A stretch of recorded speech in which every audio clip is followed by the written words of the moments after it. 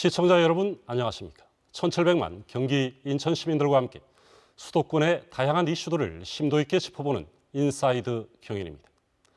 일기 신도시의 대표격인 분당 신도시가 첫 입주를 한 지 33년이 지났습니다. 지난해 노후 계획도시특별법이 시행되면서 분당에서만 11,000세대가 재건축 선도지구로 선정됐고 올 상반기에는 2차 지구가 선정될 예정입니다. 하지만 추가 분담금 문제 등 사업 추진 과정에서 풀어야 할 과제도 적지 않습니다. 오늘 인사이드 경인에서는 일기 신도시 재건축 현재 상황과 해결 과제에 대해 살펴보겠습니다. 오늘 스튜디오에 신상진 성남시장 나오셨습니다.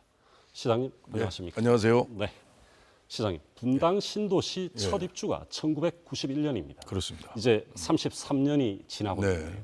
시장님께서는 이 분당 신도시와 인연이 상당히 깊은 걸로 아는데 이 신도시가 완성되기 전부터 분당에서 활동을 하신 거죠? 예, 제가 84년도에 성남시에 들어갔습니다. 그러니까 이 공사가 80년대 중후반에 됐으니까 아주 이 터 닦는 작업부터 먼지가 아주 흙먼지 날리는 그런 허허벌판에 이 신도시가 만들어지는 광경을 처음부터 다 봤죠. 예. 네. 그러니까 91년부터 순차적으로 입주를 해서 그 분당 신도시만 지금 10만 세대에 이르더라고요. 예, 그렇습니다. 10만 세대에 이르는데 지금 재건축이 이제 본격적으로 진행되려고 하는데 이 재건축의 시급성에 대해서는 시장님께서는 어떻게 보고 있습니까? 예, 이제 33년 뭐 이상이 되다 보니까 이 주택들의 노후화, 그러니까 뭐 이 배관의 노후화라든가 지하 주차장이 없는 데도 많습니다. 시범단지 같은데. 그럼 이제 주차를 이중 주차 지표면에 하고 또 돌로 또 흘러내릴까 봐 차 바퀴에다 또 하고 이런 그 주민 불편이 이루 말할 수가 없습니다. 그래서 이제 그런 것들은 부분적인 뭐 보수 공사로 되는 게 아니라 완전히 철거 후 재건축을 해야 되고 이것이 하루빨리 좀 새로운 주택 건설로 돼야 되는 거는 뭐 필연적이라고 생각을 합니다. 네, 그래서 정부가 지난해 이제 노후 계획도시 특별법을 시행을 했고 그 재건축 선도지구를 또 선정을 했죠. 그렇습니다. 전국적으로 일기 신도시에서 36,000세대인데 분당이 11,000세대로 거의 3분의 1에 육박합니다. 이 선도지구가 뭐고 특히 분당의 선도지구가 어떤 곳인지 좀 설명을 부탁드립니다. 예, 선도지구는 이제 처음에 노후계획도시 신도시 재건축에 앞서서 선도지구 물량을 정했습니다. 그래서 국토부에서 성남 같은 데는 분당은 12,000세대 이하. 근데 저희가 55세대가 좀 더 늘어났습니다. 그거는 빌라까지 합쳐서 공동주택 아닌 빌라도 그래서 12,055세대 정확히 이제 재건축에 들어가는 선도지구로 이제 책정이 됐습니다. 그래서 선도지구가 이제 성남 분당이 98,000세대가 대상인데 그걸 뭐 한꺼번에 어떻게 할 수가 없으니까 이제 선도지구를 먼저 선정해서 이제 2차, 3차 이렇게 쭉 후속 지구를 선정해 나가는 방식으로 이제 국토부하고 저희 뭐 성남시 또 나머지 또 도시들도 다 합의가 돼가지고 추진하고 있습니다. 특별법에서 보면은 이 선도지구에 대해서 그 상당히 큰 인센티브가 있다고 들었는데 그러니까 용적률이라든지 또 안전진단 면제 어떻습니까?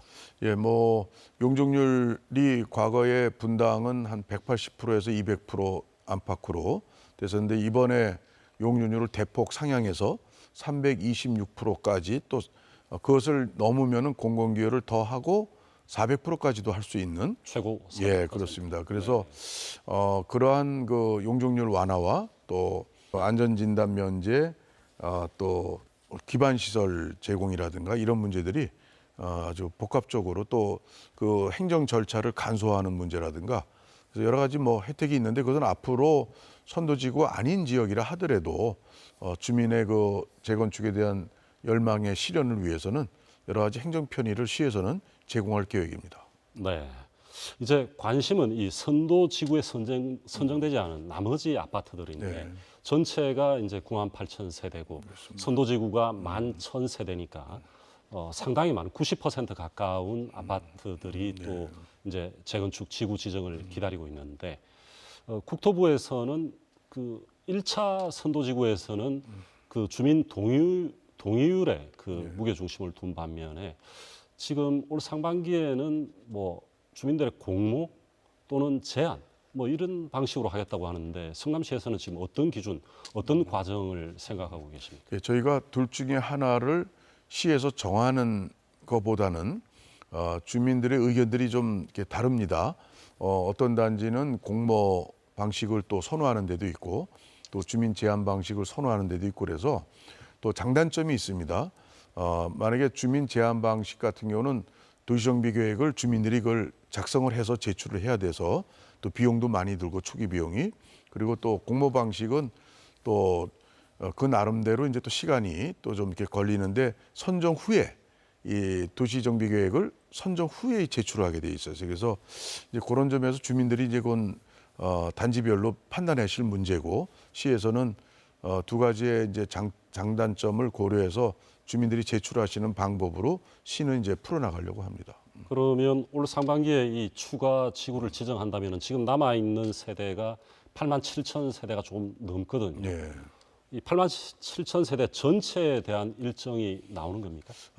올해 뭐 12,000세대 이렇게 그 내외로 또 할 계획이고 또 매년 한 10,000세대 정도씩 추진하는 그런 계획이 큰 틀에서 국토부하고 협의가 그동안에 되어 왔었습니다. 돼 왔고 그러면은 상반기에 한 4, 5년치에 대해서는 확정을 하는 건가요? 그것을 저희가 지금 검토 중인데요. 한꺼번에 5년치 물량을 선정을 하느냐, 그리고 이제 착공 거를 연간 착공 물량을 이렇게 조정해 나가는 방식도 있고, 네. 아니면 원래 좀 국토부하고 협의됐던 대로 매년 한 10,000세대 정도씩 매년 선정을 새롭게 해나가는 방법이냐, 요거에 대해서 아직 최종 결정은 못하고 주민들 의견을 좀 더 들을 생각입니다. 네. 지금 이제는 다시 선도지구 얘기로 들어왔어요. 네. 선도지구가 11,000세대. 이게 상당히 큰 규모지 않습니까? 예. 역대 최대라고 하는 이 둔촌주공 같은 경우가 11,000세대인데 지금 1차 선도지구만 하더라도 분당에서 11,000세대니까 이 규모가 상당히 큰데요. 그러다 보니까 약간 이제 그 추진 과정에서 문제들도 나오고 있는데 크게 보면은 이 통합 재건축을 추진하면서 이 단지별로 조금 입장이 다른 것 같아서 이 갈등이 있다 이런 얘기가 나오는데 어떻습니까? 예, 선도지구 선정할 때 통합 재건축의 단지를 통합해서 네. 하면은 이제 가점이 좀 더 있었습니다. 그래서 이제 그것은 좀 이 소규모 단지들이 했을 때 이 도시계획상에 또 이 기반 시설이나 여러 가지 문제들을 풀어나가는데 좀 중구난방, 이 작은 단위들로 되는 것보단 좀 대규모 단지를 추구하는 것이 이제 국토부 입장이었고 우리 성남시가 그러다 보니까 이 통합하기 어려운, 그러니까 지형적으로 어렵다거나 아니면 또 옆에 단지하고 서로 뜻이 좀 달라가지고 못하거나 이렇게 해서 그런 부분은 저희가 좀 이제 2차부터 저희가 선정해 나가는 단계에서는 좀 그런 피치 못하게 안 되는 그 단지들에 대해서는 좀 뭐 다시 조정을 해서 거기도 좀 마냥 미뤄지는 게 아니라 선정이 될 수 있도록 그런 좀 정책을 만들려고 합니다. 예. 지금 또 뉴스를 보면은 그래서 이제 통합 재건축을 추진하다 보니까 이 단지별로 이해관계가 달라서 네. 제자리 재건축 이런 얘기도 나오더라고요. 예, 그거는 이제 아무래도 좀 좋은 위치에 지금 살고 계신 분들이 거기 위치를 역세권이라든가 주변에 살고 싶으신데 재건축 이후에 어디로 배정받을지 모르니까 이제 그런 문제는 아마 전국적으로 재개발 재건축 이런 데서 나타나는 문제인데 이건 주민끼리 단지 주민끼리 좀 그 통합의 문제뿐 아니라 단지 자체 한 단지가 해도 같은 문제가 생길 겁니다. 위치가 다르니까. 그래서 그런 부분은 주민들끼리 좀 협의하셔서 좋은 방안을 좀 찾아나가는 방법을 찾으셔야 되고 거기에 대해서 시가 이렇게 저렇게 개입하기에 좀 어려운 문제가 있다고 생각합니다. 네. 그리고 주민들이 또 가장 걱정하는 문제가 이 추가 분담금 문제지 않습니까? 네.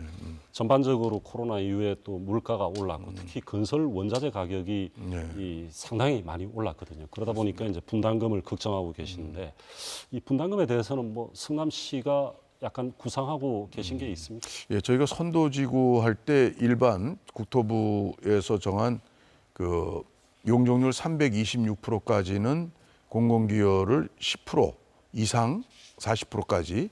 저희는 최하루에서 주인 부담을 줄여드리기 위해서 10%로 했었습니다. 근데 이제 저희가 도시 공간 도시지역 활성화 방안으로 해서 거기에 대한 기여를 얼마나 하느냐에 따라서 추가 점수를 드렸습니다. 그래서 그것이 이제 추가 공공기여라고 또 하는 부분이 있는데 이제 그 부분에 대해서 이제 주민 선도지구 선정되신 분이나 앞으로 후속적으로 선정되실 단지들에서 걱정이 이 추가 공공기여가 너무 부담된다. 그러니 그걸 좀 낮춰달라는 그 요구가 많으세요.